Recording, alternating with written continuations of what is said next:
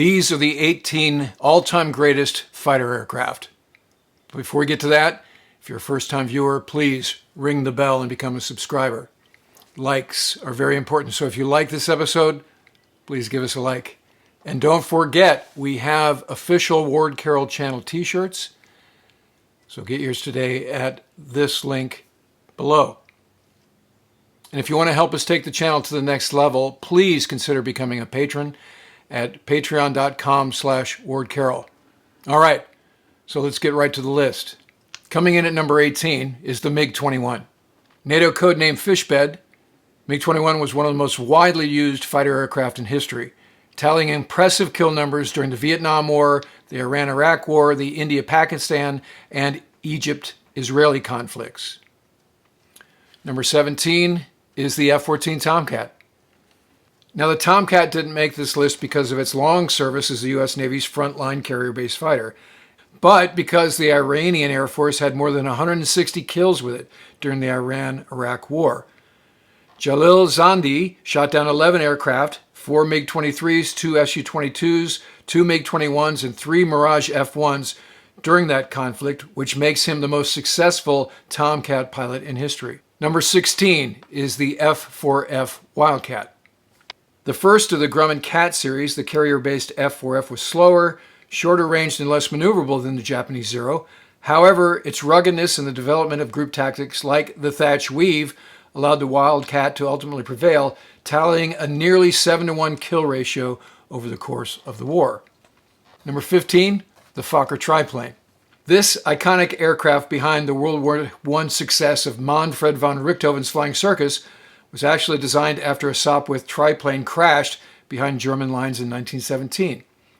The Fokker triplane was relatively slow and hard to see out of, but it possessed an impressive turn rate that the Red Baron leveraged towards his war total of 80 confirmed kills. Number 14 is the F4 Phantom. The F4 was the fighter and attack workhorse for the U.S. Air Force, Navy, and Marine Corps for several decades, and Phantom crews were the last to attain ace status in the 20th century. Most noteworthy event happened on May 10, 1972, when Lieutenant Randy Duke Cunningham and Lieutenant Junior Grade Willie Driscoll shot down 3 MiG-17s to become the first American aces of the war. Number 13 is the MiG-15.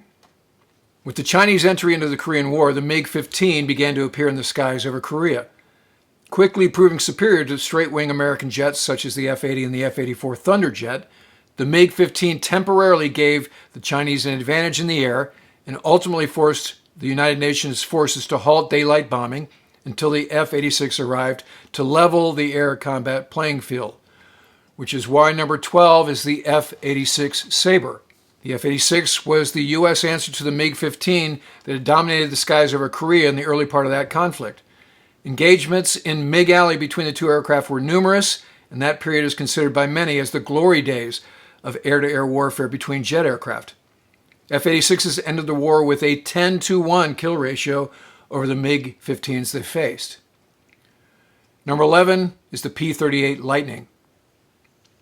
In spite of the fact that the twin-boom design limited roll rate performance, the P-38 tallied impressive kill numbers in the Pacific and the China, Burma, India areas when piloted by America's top aces like Richard Bong, who had 40 victories, and Thomas McGuire, who had 38 victories. Number 10 is the F-15 Eagle.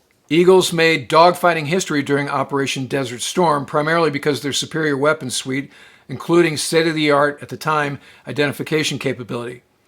F-15s had 34 confirmed kills of Iraqi aircraft during the 1991 Gulf War. Number 9, the F4U Corsair.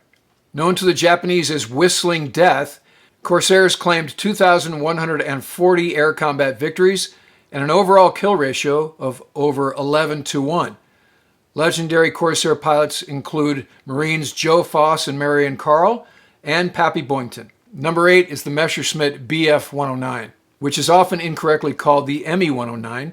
The BF-109 remains the most produced fighter aircraft in history and was one of the Luftwaffe's air-to-air workhorses. The BF-109 was flown by 3 top-scoring German fighter aces of World War II who claimed 928 victories among them. Through constant design improvements and development by German engineers, the BF-109 remained lethal in the face of Allied technical advances throughout the war. Number 7 is the Mitsubishi Zero. At the outset of World War II in the Pacific, the Zero owned the skies, including those over Pearl Harbor on December 7, 1941. Zero was primarily carrier-based, highly maneuverable, and could fly long range. Because of this, the Japanese enjoyed a 12-to-1 kill ratio over the Allies during the first few years of the war, until developments of things like the Thatch Weave. The other problem with the Zero was it came apart really easily. If a Wildcat hit it with a couple of bullets, it would fall out of the sky. But it did have an early advantage. Number 6 is the Spitfire. The Spitfire achieved legendary status during the Battle of Britain by racking up the highest victory-to-loss ratio among British aircraft. Spitfires were flown by British aces Johnny Johnson, who had 34 kills, Douglas Bader with 20 kills, and Bob Tuck with 27 kills.